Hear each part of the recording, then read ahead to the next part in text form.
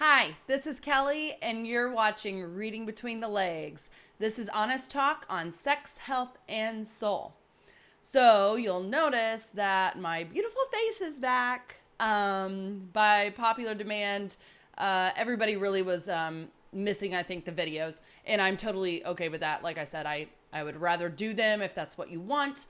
And honestly, it kind of made me rethink how I want to do episodes from now on. I really want to do them more often, like weekly.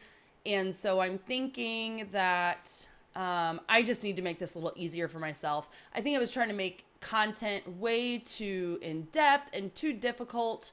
I really want to talk about stuff I know a lot about, so I'm not reading, because I kind of feel like I was reading too much in the past. So anyway, bear with me. I'm still trying to figure all of this out.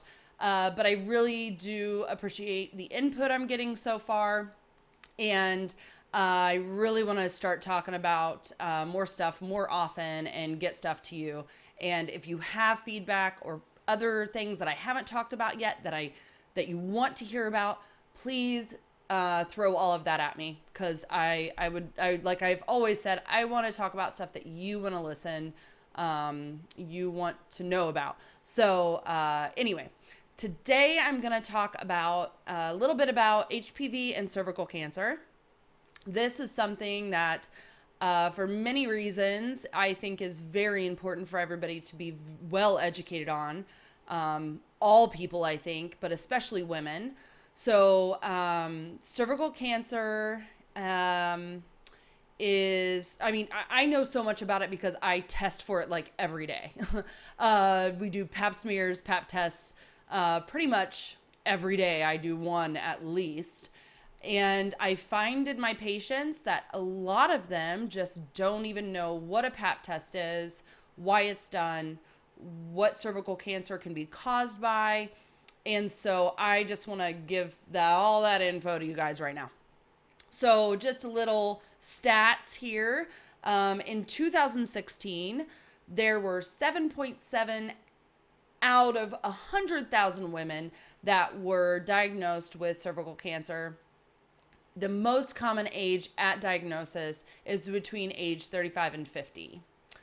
Also in 2016, 2.2 out of 100,000 women died due to cervical cancer. The total amount of deaths in 2016 was 4,100 women. Now, cervical cancer actually used to be the leading cause of cancer in women, but in the last 40 years, we have significantly decreased this because of routine screening, early detection, and early treatment. So really awesome that we've decreased this. But honestly, in my opinion, 4,100 women in a year is way too many to have cervical cancer, because we have the tools to detect it very early and to pretty much eliminate it. I mean, I really think that in a year we could get that number down, at least down to like 1,000. We really should be able to. So what is cervical cancer caused by? Well, 95% of cases of cervical cancer are caused by HPV. So I want to tell you a little bit about HPV so you can understand it. HPV is also known as human papillomavirus. It's a viral STD. It is transferred from one person to another by some sort of contact. So, mostly genital contact. So during some sort of sexual, it doesn't have to even be intercourse, but it during some sort of like touching of those areas. So unfortunately, not all cases even can be, unfortunately, some cases can be caused even wearing a condom, because it doesn't just have to be like penis, vagina contact. It can be any skin to skin contact in that area. Let's see. HPV is the most common STD in the United States. About 1 out of 2 women will have it at some point in their lifetime, and up to 80% of people have been exposed to HPV at some point. This is like HPV is so confusing, and it took me years, honestly, to really wrap my head around how it works. And if you have more questions after I explain all of this, please just like throw them at me, because it can be very confusing. So there are like 100 types, more than 100 types of HPV. 30 of them can be transmitted sexually or through the skin-to-skin contact. You can have HPV and have no idea. You can have it for weeks, months, or even years and never know that you have it until all of a sudden you either have an abnormal pap test or you show up with genital warts. So, the immune system is an amazing thing. And so it usually clears this infection all by itself within 2 years. The problem becomes if you're exposed to one of these types, one of the 30 types, that can cause either cervical cancer or genital warts. So HPV is not curable. I know I said that the immune system clears the infection, but it doesn't really get rid of it 100%. HPV lives in your system, and like I said, it doesn't cause problems for a lot of people, but what it does is it like remains dormant. So basically it's like asleep for a long time. We'll see that it pops up in people when they have like serious immune deficiencies, like things like HIV, but it could be a lot of things that can just suppress your immune system just enough that the virus kind of pops up all of a sudden. So other things to kind of know about HPV is that it can cause genital warts as well as anal warts. It can also, other than cervical cancer, it can cause vaginal, vulvar, anal, throat, and penile cancer. So it's obviously not something that's only concerning in women. It's something that's concerning in men as well. I went to a conference, excuse me, a little over a year ago, which was really interesting because they went in depth in talking about HPV and cancer. And one thing that actually the CDC and other even worldwide companies are working on right now is trying to figure out how to do screening in men as well, like screening from the back of the throat, or even screening like anus, like swabs for screening. So those are things that we really can't do right now for men, but they're definitely working on it because we're seeing an increase in anal cancer from HPV. Well, we're linking it now finally to HPV, as well as the throat cancer. So anyway, those are things that are coming, but the screening for women is there. And this is why I'm talking about this so much, because I see that there's a lot of my patients that don't understand why pap tests are important and what they're even looking for. So pap tests, also known as a pap smear, they basically, what we do is we take like a brush kind of, and we brush the edge of the cervix or the very outside of the cervix, and we take some cells from that. So those cells are put into, usually into a liquid, and then sent off to the lab.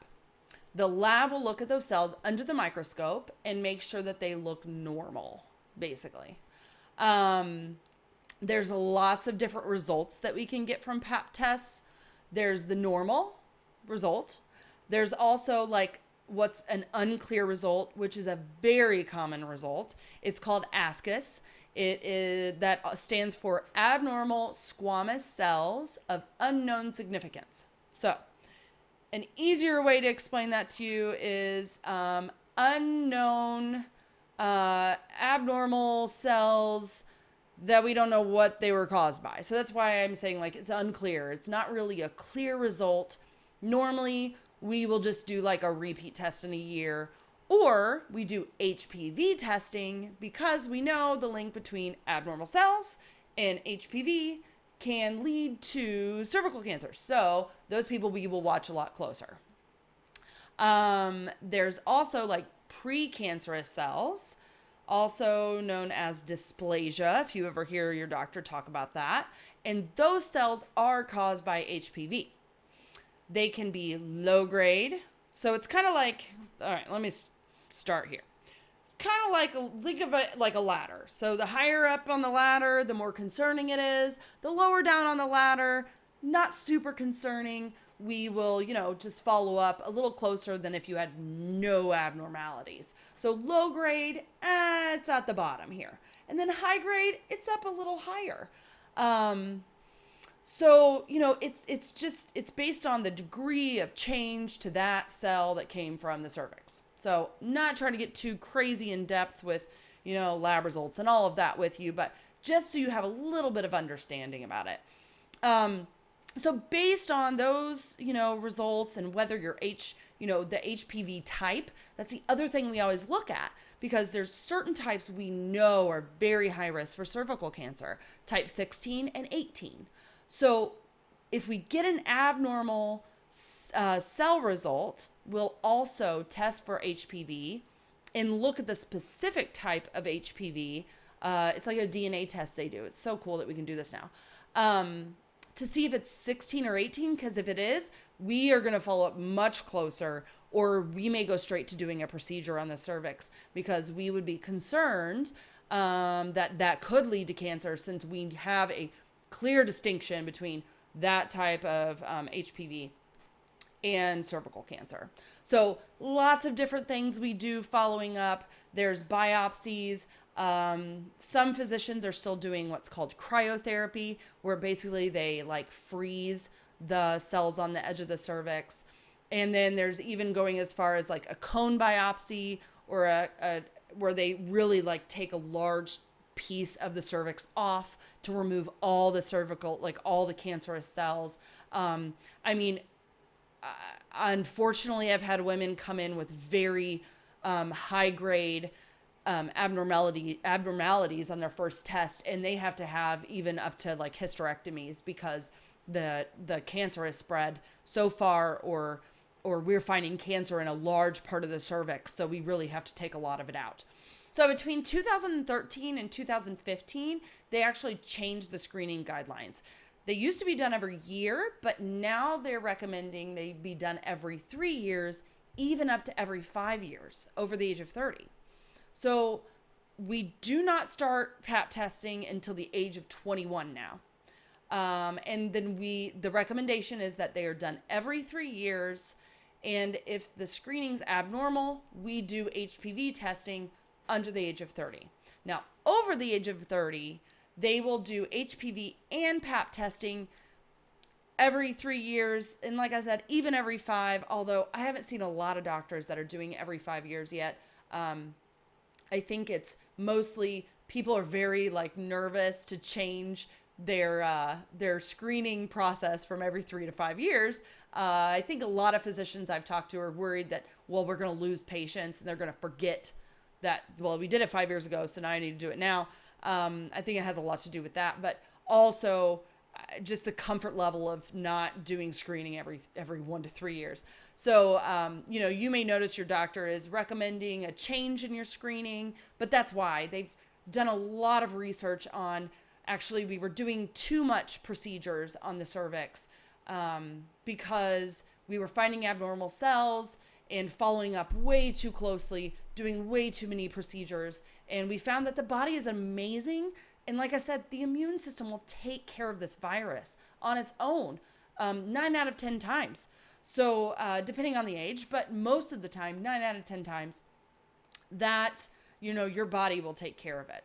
So the other thing is, we will stop screening at the age of 65 as long as you have had adequate screening up to then. So if from age 21 to age 65, you have done screening as you should, you can stop screening at age 65, unless you have other risk factors, which that's going on a whole nother tangent, but, that's just something to talk to your doctor about.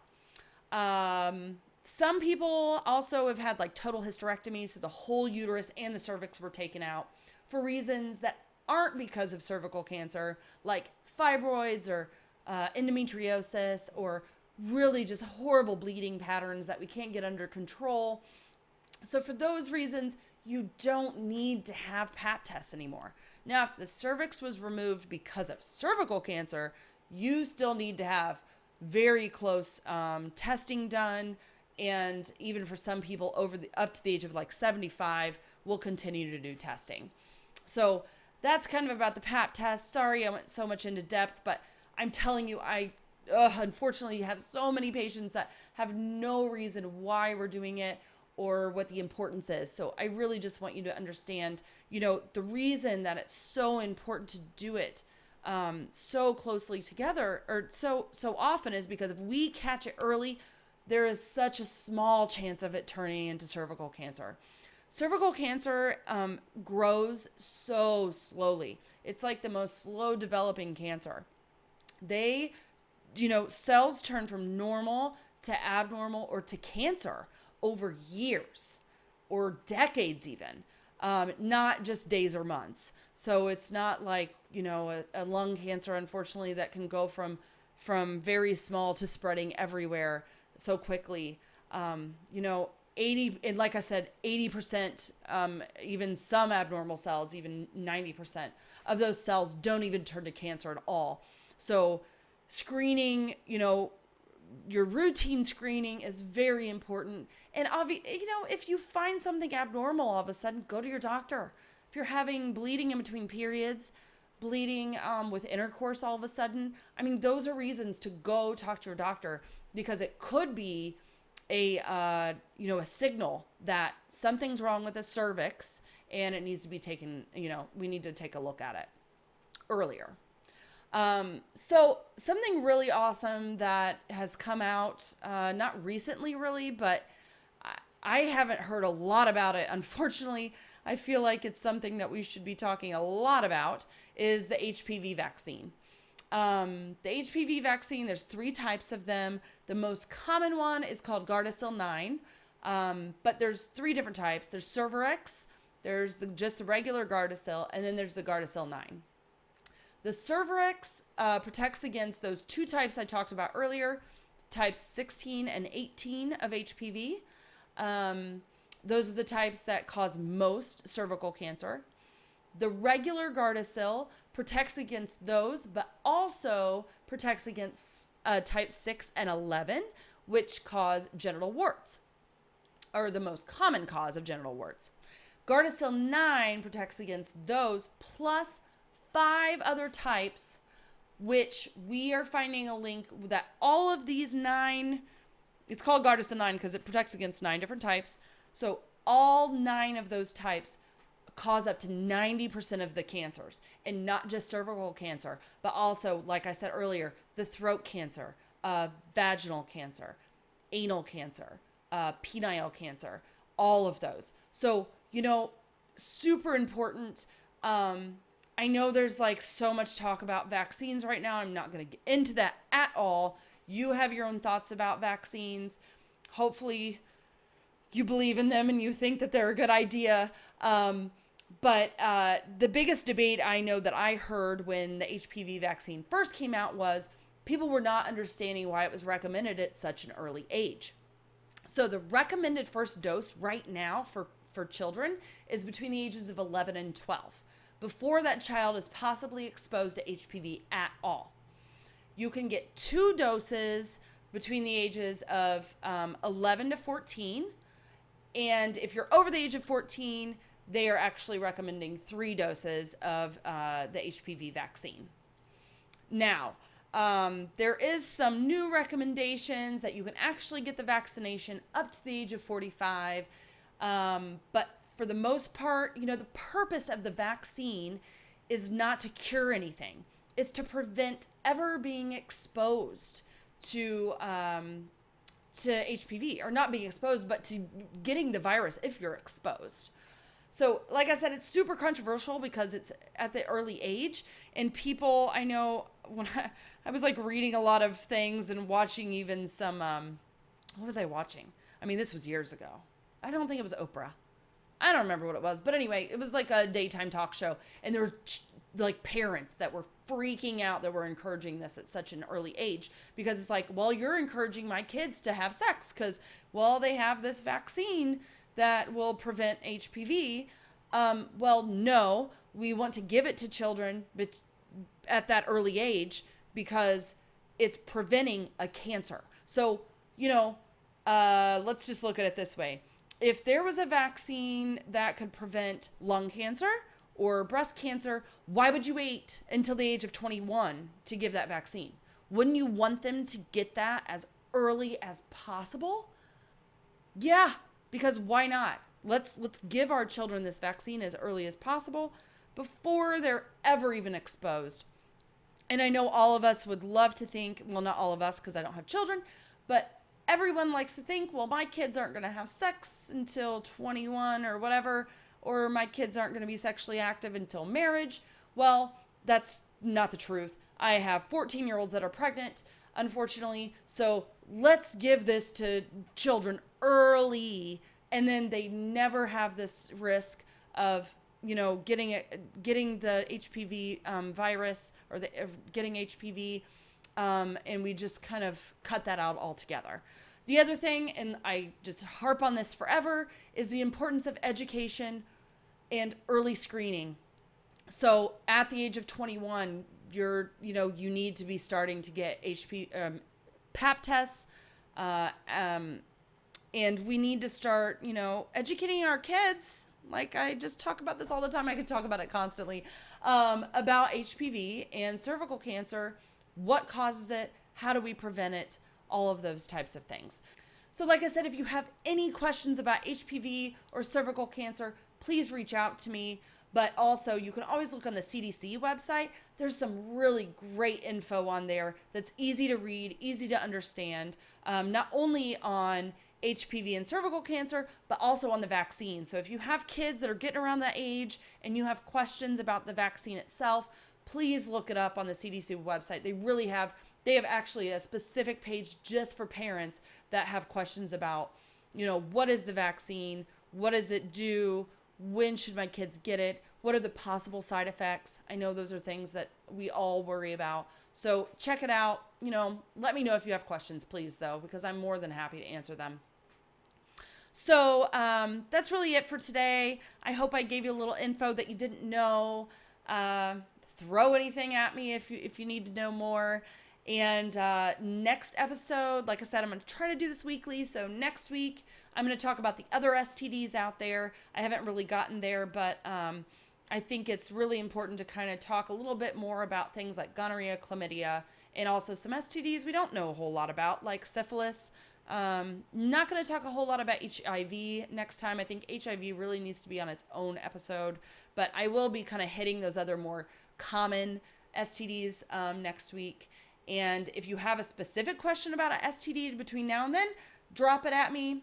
Hit me up on my website or through Facebook Messenger or Instagram even. Or you can actually have my own email now. Thank goodness. I was having issues with my Gmail.